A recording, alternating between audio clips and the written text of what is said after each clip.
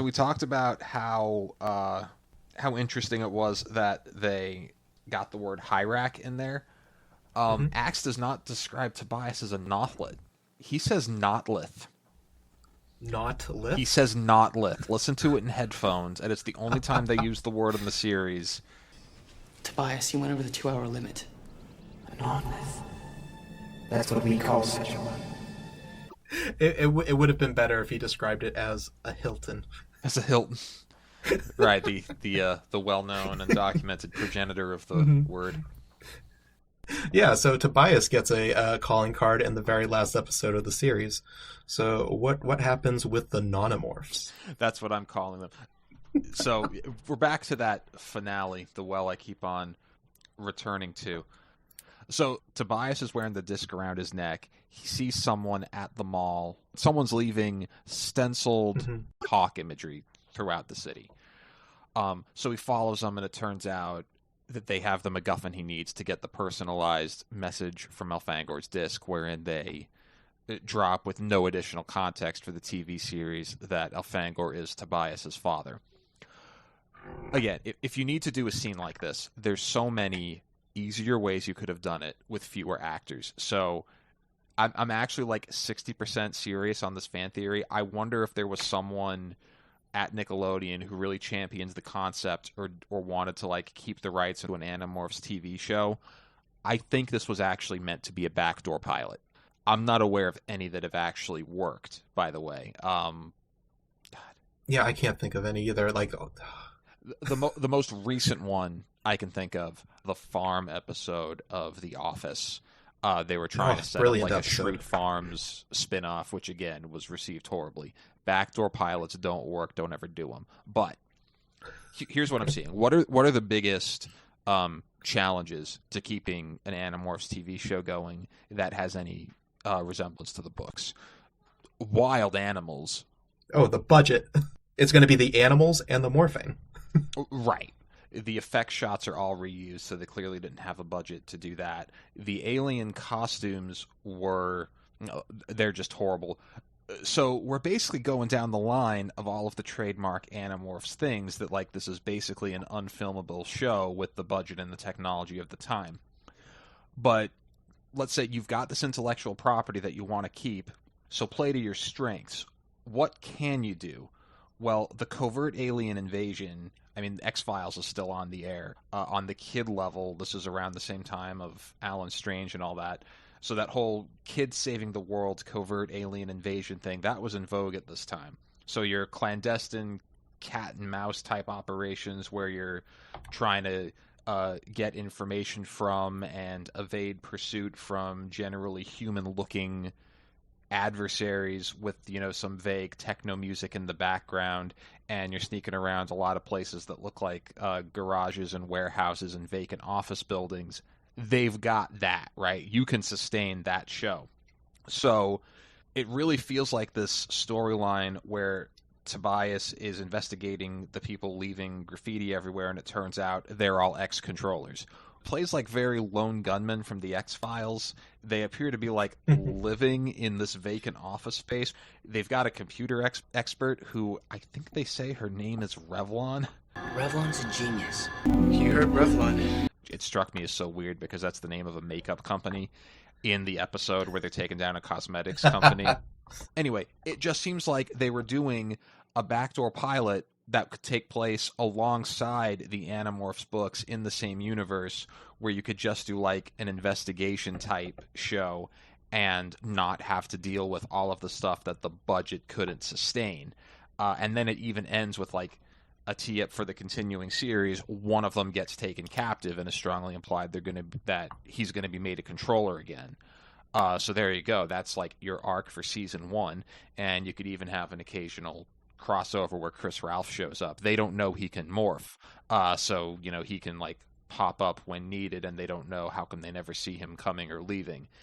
It really seems like someone's trying to do another show again, because that's such a complicated way to get the information that's relevant to the show that we're watching, which is Tobias needs to see the disc. They have to build a set we've never seen before. They have to get like 4 or 5 different actors. They give them names and they give them sort of backstories. And this is for a show that you know is ending. Why do you do this? Why do you write it this way? So, Oh yeah. I think the Animorphs was a backdoor pilot that didn't go anywhere. I'm actually most of this is all a big joke. I'm kind of serious about this one. Mm-hmm.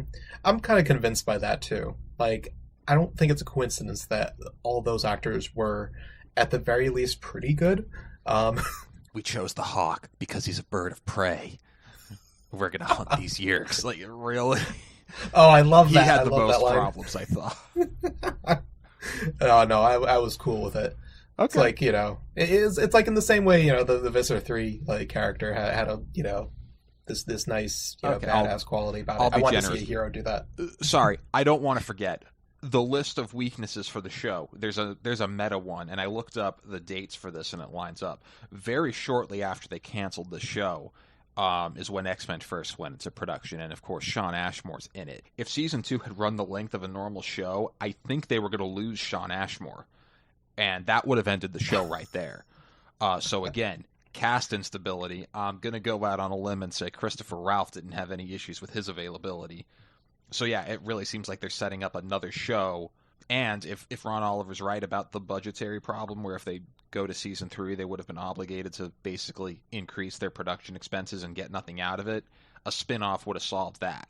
I don't know if it would have been good or if they could have sold whatever existing fan base they had, but like, this could have been really cool. A side-along story in a different medium that crossed over with the Animorphs but wasn't the Animorphs. Oh, I would have loved the heck out of that. They would have had a logo already made to go for the show. Right. Okay, and that reminds me. So the conspiracy part, the part that I'll pretend to believe because it's funny, but I don't actually believe. If they're former controllers and if they've been trying to investigate the Yeerks, I really like the idea that they chose the Hawk as their way of like communicating to the other band that's out there. That like, you guys keep leaving this calling card of stuffed birds every time you have a Yeerk victory. We're on your side and we know about it. Yes. And another thing that they seem to set up that's supposed to be a continuing subplot in the series is Mr. Perkins. So in this universe, you've got another former controller who's a survival expert who's out there in the woods. You've got your lone gunman working out of a cyberpunk basement somewhere. Like, again, I've said it so many times. It would have been so much easier to not do this and to, do a serviceable scene with some dialogue and get the information across you needed. The fact that they did all this extra work doesn't seem like something that would just happen accidentally. Yeah, I know. I am convinced.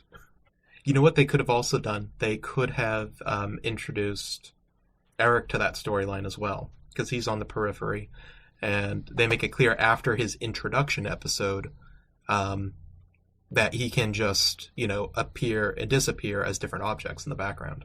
Yep.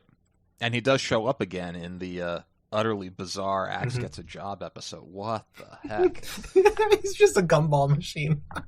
That was an entire contribution for that entire episode. He shows up, he says, things are going to work out fine, and he turns into a gumball machine. He shows up to give Axe a pep talk.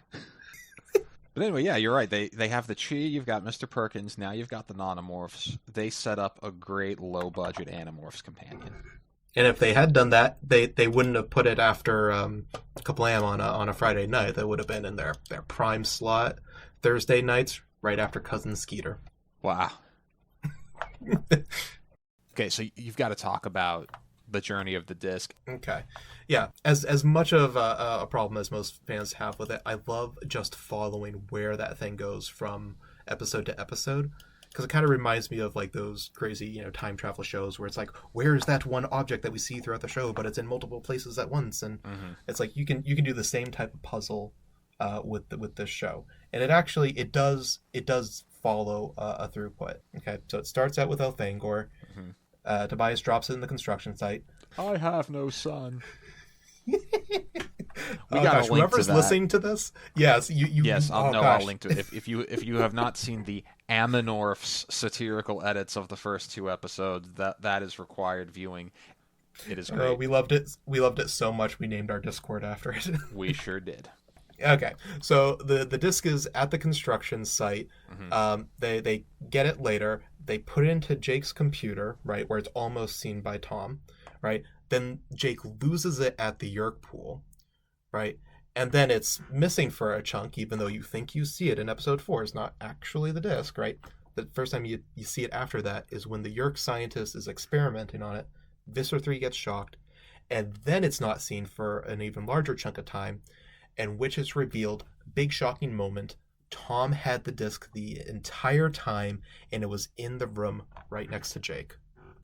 and he could have just gone in and stole it there, but he didn't know it was there. So it's kind of like another example of Jake messing up, which we see in the books plenty. I'm glad I'm glad they chose to save that character trait. Yeah. Okay. So then after that, Chapman steals it from a backpack. He puts it on a windowsill. Then Tobias steals it from the sill, and then he has it, and that allows the whole Rachel morph into Yerk thing.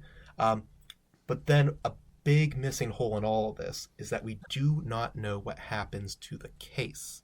The green case that holds the disc disappears between the Face Off Part 3 and when it reappears in Changes Part 3. When And Rachel it's had it because- to give it to Tobias as a necklace. Okay, so this is what makes it a little bit more confusing. The disc itself has changed in quality, right? So the disc was this kind of like shiny silver outer circle with a shiny bronze inner circle in the time of Face Off. Okay, that does the projection, and we don't see the disc up close again, but we can assume that it changed its form. So that instead of having the shiny bronze circle, it had a bunch of, or had like 3 alien glyphs inside of it instead. But the case itself is gone. So we're meant to assume that they didn't lose the disc again, but they did lose the case, because then the tech person from the Nanomorphs did have it. At the very end, we see that the disc gets bent, right? So after they have that VR experience, the disc gets bent and the message is cut off. Now, Visser 3 strolls into the room. He holds up the disc to Hugo and he says, "What was on the disc?" Now, this is very uncharacteristic for that character. So you remember when he was portrayed by Eugene Lipinski, he was yelling all over the place. He's like, "I'm more concerned with the unlocking of the disc." Oh, yeah. Right? And then this new actor comes in, portraying him, which makes sense because it's a new morph or whatever. He comes in, he's just like, "Hey, what was on this?" Right? Very casual. He doesn't sound like he has a care in the world. You could say that was a poor acting choice, but I'm going to say that's because Visser 3 now has the equipment in which he can then view the disc, and the disc may not be damaged. It's just bent, so he just, bends it back into place, puts it into this machine that they have there. He puts on the VR set, and he'll be able to see the message too, the message that's intended for Tobias. Oh, that's where I would have liked the spin-off to go, is that now Visser 3 has the knowledge of Tobias being Elfangor's son. You're going to make me go back and rewatch Elfangor's dialogue. He might not ever say that his son is a human, and in fact, you'd assume if it's a message for his son, that there's another Andalite on Earth, which there is. There's Axe. So it would be great if Visser 3 has this, internally consistent but false narrative in his head, and again, that's something else the Nanomorphs could have worked towards maintaining. Yes, the more incorrect information he believes. Of course, the Nanomorphs don't know anything about Tobias either. So it could have been like, oh, okay, so this Tobias guy, he's in contact with an Andalite, which again, half-truths. Oh man, this would have been so great. You could have done this whole series built off of dramatic irony. Oh my god. And anyone can film this right now in their backyard, right? Oh gosh, this could become a legitimate series. Yeah. How does the disc get from Tobias to Marco? Because Marco has that great line, "Jake doesn't know I'm the one with the disc." That's interesting. Yeah, I remember that line. I remember there was a part where Tobias is trying to convince Marco that he's not a controller. And to do that, he shows him the disc. So I remember there's a scene where he shows it to him, but I don't think there's a scene where he handed it off. That actually struck me as weird because it seems obvious they're giving Boris lines because we don't know what he's thinking, but he's got to figure something out, and they're afraid the audience won't track it with him. Gosh, you want to talk about like editing choices? Okay, so those like flashback type moments you were talking about, like the part where they just use slow motion for no reason other than dramatic effect. Like I hate to use that phrase, dramatic effect. No, it just looks clunky and weird. As like Jake's saying, it's like this person's suspicious, and I'm suspicious of everyone now. Yeah. Let's do use slow mo to showcase that. So I've noticed this in other shows. I annoy my wife to no end because I pointed out it's fake slow-mo, because to do real slow-mo, you've got to shoot at a higher frame rate, right, and then play it back at normal speed, hence slowing it down. They clearly didn't do that. They filmed everything at 24 frames per second or whatever it was, and then decided, oh, I want it to go slower here, so I'm just going to make it judder. I hate fake slow-mo, Dan. There were a couple of times in my fan edit where I just took those clips and I sped them up. You tried to put it back at 24. Yeah. You are doing God's work, sir. Okay, we're right up on the border of it, man. This is your time to shine. We've been talking about weird directing choices and motion and cuts. Dan? Oh gosh, the worst cut scene in television and movie history. Before you get into it, do you have the numbers in front of you? You need the numbers for this. I got it. Okay, well, first a little bit of context. I'm sure a lot of people online have seen videos from that Liam Neeson movie where he jumps over a fence and it's it takes like 27 takes to jump over a fence. Yeah, and then there was some gripes with that Freddie Mercury movie too, and the edit in there. Okay, nothing can beat these stats. There is a scene at the end of the first episode, My Name is Jake Part 1, where the Animorphs are in a cafeteria and they're talking to each other conspiratorially. This scene is 5 minutes and 17 seconds.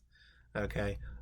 There are 185 cuts, which averages out to 1.7 seconds per cut. The shortest duration between a cut in this scene is 0.2 seconds. Which is bordering on it looking like an editing mistake. Yes. I mean, no, this whole scene is an editing mistake. It's like clearly they had a vision for how the camera was going to move, and then they decided this is not artistic, this is just a mess, so then they decided to chop it up. Because you pointed this out when you were looking at it. The behind the head thing, right? Yeah, and I get the impression that behind the head thing, the camera going behind a character's head as it's focusing on the person who's talking, kept on happening. The camera was circling around that cafeteria table throughout the entire discussion. And it was supposed to be like a one take. And they decided, well, this just looks weird because they're not talking in like a clockwise order anyways. So you just need to chop it up, and this is the only way they could shoot it. It seems like they feel like to sell the scene, they need to show us the reaction shot from every character for every point Jake makes. So basically, every clause of one of Jake's sentences, they've got to show us Tobias, Cassie, Marco, Rachel. But then, in spite of how fast those cuts are, there is that one somewhat extended scene where it's going behind someone's head. I think it's Brooke, but like she obscures Jake completely as he speaks for like a full 3 seconds, and you could even see the panning visibly speeds up, slows down again, then they're coming up to another actor. I think it's Cassie, but I might be wrong, but they come up on another actor, and then it just cuts. This is a stylistic choice that stays through the whole series, where I thought maybe it was them trying to disguise that they didn't have a single good take, so they're showing us 3 bad takes in a row. But it's stupid stuff like a character walking to a door. So last night I was watching that opening scene of Between Friends when Tobias shows up. It's almost as bad. I counted it. The first 60 seconds, 32 cuts for an average of 1.87 seconds. So it's a tenth of a second slower than the cafeteria scene. Oh gosh. Yeah, that sounds right. When I did the fan edit for that episode, I think I had to take the longest takes that they had, and then I put voiceovers during the long takes just to make it feel a little bit right. What really infuriated me there, watching it and actually paying attention, is that it doesn't even go in any kind of logical order. Like, for example, there's a bunch of shots outside Rachel's window, so that communicates like something's coming, and you've got vaguely ominous music. it gets closer and further away in a random order. So there's not any sense that something's approaching you. It's just a bunch of different angles on a window. And there's stuff like that through the whole series, or like simple motion shots are interspersed with several cuts of them doing the same thing from slightly different angles for reasons I can't tell. One of my favorite times when they did that is in The Forgotten, when they're showing the Fran, the woman from the woods, kind of creeping on the Animorphs at the very end of the episode. Mm-hmm. It's like a stinger. Okay, she's watching Rachel and Marco do cartwheels, right? That's the thing she's creeping on, right? Right. So they show the scene, and it looks all happy and stuff. They're having a good time, and then they're clearly showing Marco, fail at the cartwheel. And then you cut back to Fran, where she's watching that exact same motion, right? They filmed the same scene from both sides and then just put them right next to each other. Okay, we've got to take a stab at the biggest conspiracy theory in the fandom right now. We need to know where each other stands on this. Okay. Are you pro or anti-torso? Oh, man. This is a very hard question for me. I might just have to upload this. I've let our Discord see it. Somehow this was a hole in my knowledge. Before any official Andalite art existed, I didn't know what a centaur was, and I actually drew Elfangor and Axe with no torso. And I was so excited for the alien to come out. The promos in the back of Megamorphs 1 promised that we were going to see an Andalite on the cover, and I saw it and wanted to know how close my drawings were, and I was disappointed at how off I was. And yet, in spite of all that, I'm pro-torso. Oh, good. They'd have no evolutionary need for an esophagus, and it doesn't make sense that they'd have... Ugh, man, I really can't defend it. Evolutionarily, a torso is a really big weak point, especially if you've got this, like, supersonic blade that goes flying around. I'm having a blue screen of death here, man. I don't know how to cut... Well, where are you? No, I am pro-torso, just because I'm pro-Andalite puppet, so... It's the first one that was in my head, and it's the one that's stuck with me ever since. The first one's the real one. There's actually only one thing I can think of in the books where it seems to explicitly be telling us that the Andalites we see on the covers don't look right. And it's when Tobias morphs Axe in 43, and then every time he morphs, Axe has to give him a haircut again. That implies that to a certain extent, Andalites have to be fluffy. Yes. Any of the Animorphs book covers, either the Mattingly CGI ones or the painted Chronicles covers, they appear to have, like, if it is fur, it's very short. The TV show Andalites are fluffy. Mm-hmm. A lot of the fan art is fluffy, which isn't surprising to anyone. But the books are clearly pro-fluffy Andalite. So that's one place we know it deviates from the official art. Yeah, and we know that. Okay, so in the TV show, not only are they fluffy, it's specifically they have these beautiful mohawks. And if you look very closely at the brightly lit shots, you can see that this fur mohawk would have just coincidentally probably appeared where you might find a zipper on such a costume. Yeah, that one was not lost on me, and I have thought that for 20 years. I've actually always assumed the tuft of hair is zipper concealing. Makes beautiful profile. You're really throwing me for a loop here, because it occurs to me I cannot justify pro-torso. It just feels good. That's all. Even though the books are probably... we're probably envisioned not to have one, or at the very least have a sloping back, which indicates that it's kind of like a half torso or an extended like neck type region. I was wrong. That is another area where the books are consistent in their descriptions, at least up until the Ghost Rider era, that none of the official art accounts for. They don't have a flat back like a horse or a deer that would be rideable. In fact, it's supposed to look uninviting to ride, and when Lauren does it in the Andalite Chronicles, it's awkward. So that implies their front legs are a little taller than their back. Michael Grant's series Bible Andalite sketch does have a torso, but it doesn't look like a human torso, which makes sense. It doesn't need to support a stomach and an esophagus. It just needs to support a rib cage. So it looks more like the lowest third of a giraffe's neck, if that makes sense, that turns into an Andalite head. So I think the most evolutionarily supportable and book consistent Andalite design is vaguely fluffy with a torso, but not a torso that has to support any digestive organs, so it's more like, a meat trunk with a rib cage. I feel like the debate is missing something, just because I feel like officially it's a sort of in-between of the two. Yeah. But what happened is that first Mattingly drawing was like a human sketch that he literally painted over on a cardboard cutout or whatever, and that's how he made Axe. And then the Chronicles covers were looking at that, trying to make, painted versions of it, where they inexplicably also made every Andalite a bodybuilder. And you got to give them credit. Like, these are iconic images. Like, people don't forget that stuff. I wish I had a good sign off or anything, but I don't. I'm sure the people that are listening to this did not come here for the glamour, but for these really serious discussions. But I hope it inspires someone to watch the show with a new attention to detail, and especially the bizarre detail. Oh yes, please do. Like, there's a million more things to look for, and we will be looking.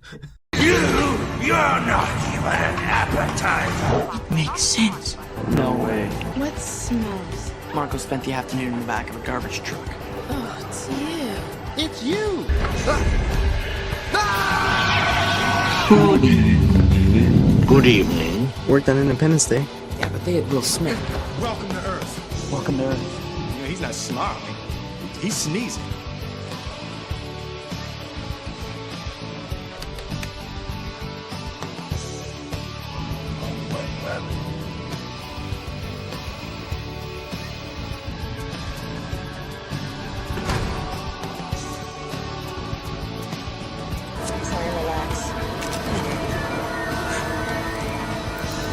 Here, I don't have a clue what you're talking about. I tried to tell some of you, but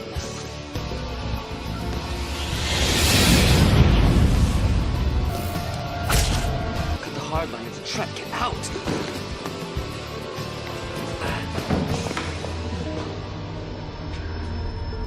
Low budget Keanu Reeves. What does that mean? It doesn't mean anything. It was like he was there one minute and the next, he was gone. Oh, man. I am so fired. Oh, man. I am so fired. It's warm. It's warm. I think you know. So where does that put us? Same position, I think. Phrasing? It doesn't look like it'll fit. Compared to you, maybe. Phrasing? And Chapman made a deal to protect her. But Tom's still gonna try and murk her anyway. Hey, phrasing! Please. Please help me.